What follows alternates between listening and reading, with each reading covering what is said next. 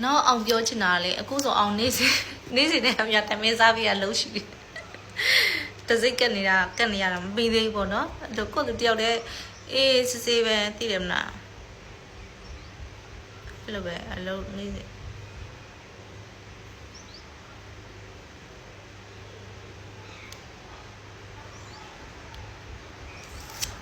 အားလေပြမယ်နော်ဒီဆေးကလေပြီးတော့လေဆေးလူလိုက်တာနဲ့ခန္ဓာကိုယ်မှာချွဲကြီးဟိုကချွဲကြီးသိရမလားအဲ့လိုဖြစ်နေတာလုံးဝမရှိဘူးဒီဆေးကိုဖြန်းလိုက်တာနဲ့10မိနစ်အတွင်းမှာသူကအသားတွေကိုစိတ်ဝင်ပြီးတော့မှအဲ့လိုအကြောတွေကိုရောက်သွားတာပေါ့နော်ဒါကြောင့်မို့ဒီဆေးကအဲ့လိုပြောအစွမ်းပေါ့နော်နောက်ပြီးတော့ဆေးလူလိုက်တာဆေးနဲ့ဒီလူထားတဲ့ဆေးနဲ့လုံးဝမရဘူးအောင်ဘယ်လောက်ထိစဉ်းစားရလဲအများကြီးစဉ်းစားရတယ်ကွန်ပျူတာတူထုတ်လုပ်ဖို့ဆိုတာပြီးတော့အခုခေတ်အောင်လို့ခေတ်မှာကျတော့အရန်ကိုဟို standard တစ်ခုရှိလာကြပြီပေါ့နော်အကုန်လုံးကအဲ့အပေါ်မှာလူအကုန်လုံး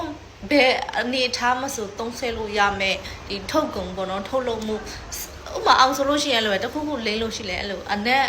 ကိုခဏကိုမှရနေတာမျိုးဆွဲနေတာမျိုးမကြိုက်ဘူးပေါ့နော်အများကြီးအောင်စဉ်းစားပြီးတော့မှမိဘပြည်သူတွေအတွက်တကယ်ကိုအကျိုးရှိအတုံးရှာလို့ရအောင်အတုံးပြုတ်လို့ရအောင်အများကြီးစဉ်းစားပြီးတော့ထုတ်လုပ်ထားတယ်ပေါ့နော်ပြုစင်ထားတယ်ပေါ့နော်ဒီဆေးကိုလူလိုက်တာနဲ့10မိနစ်အတွင်းမှာသူကအသားထဲမှာစိတ်ဝင်သွားတာဖြစ်တဲ့အတွက်10မိနစ်အတွင်းမှာအိတ်ဟာ6သိသွားတယ်ကွာဥမာအောင်ဖြန်းပြမယ်ဒီဘူးဒီလိုမနေ့ကဆိုအောင်အဲ့လိုဖြန်းလိုက်တာအရင်နှမျောတယ်ဘာဖြစ်လို့လဲဆိုတော့ဆေးကလေဟိုတစ်စက်ဆိုတစ်စက်တမိုးရှိတဲ့ခါကျတော့အောင်နှမျောတယ်လုံးဝပြစ်ကလေးဆံမလုပ်ရဘူးပေါ့နော်အဲ့တော့ကိုသုံးတဲ့အထက်ရပဲကိုပြပေးမယ်ဒီလားကိုသုံးတဲ့အထက်ရပဲပြပေးမယ်ဒီမှာဆေးရည်ပါလာပြီနော်လူလိုက်တယ်နော်ဒီမှာကြည့်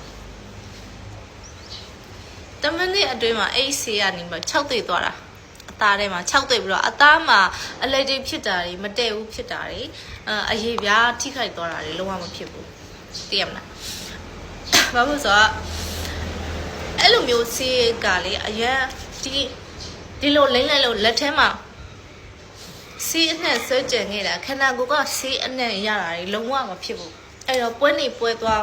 ခရီးသွားရလဲဆောင်းအကုန်လုံးသွားတဲ့နေရာတိုင်းအားဆောင်းသွားတာလူပုံတွေမှာလည်းဒီဆေးကိုဖြန်းလို့ရှိရင်လေဒီဆေးအနှံ့ကြောင့်လို့သူများစိတ်ထိခိုက်သွားတာမရှိဘူးဒီဆေးအနှံ့ကလုံးဝ fresh ဖြစ်တယ်ကွာသိရမလားဆေးနဲ့လေးကိုရတာနဲ့ကို fresh ဖြစ်တာသိရမလား